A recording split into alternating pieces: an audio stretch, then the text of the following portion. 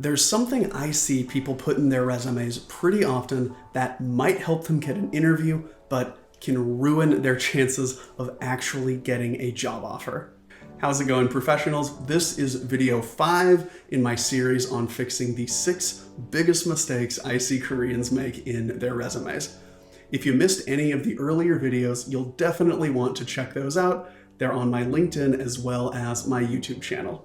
Mistake number 5 is putting that you're fluent or bilingual if you are not actually fluent or bilingual. You definitely want to sell yourself in your resume by highlighting all the skills and talents that make you a great fit for the job.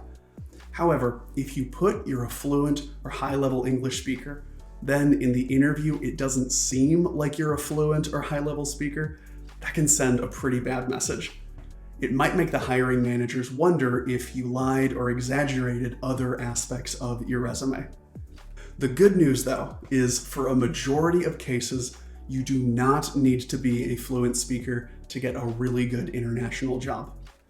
I've had clients who were just intermediate level speakers, but got great jobs in foreign countries where they have to use English almost 100% of the time.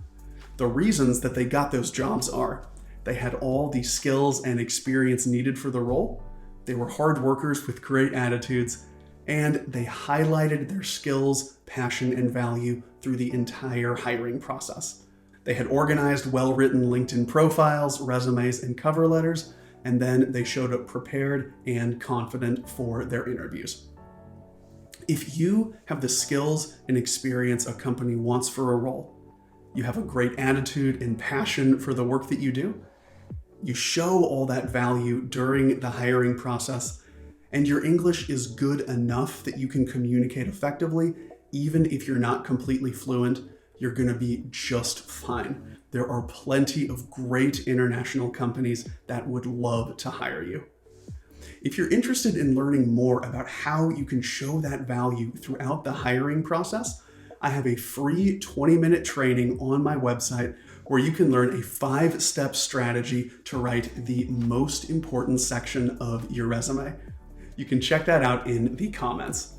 Don't forget to like and follow so you won't miss the final resume tip video, which I will be sharing in 2 days. That is all for this one though. Thanks for watching and have a great day.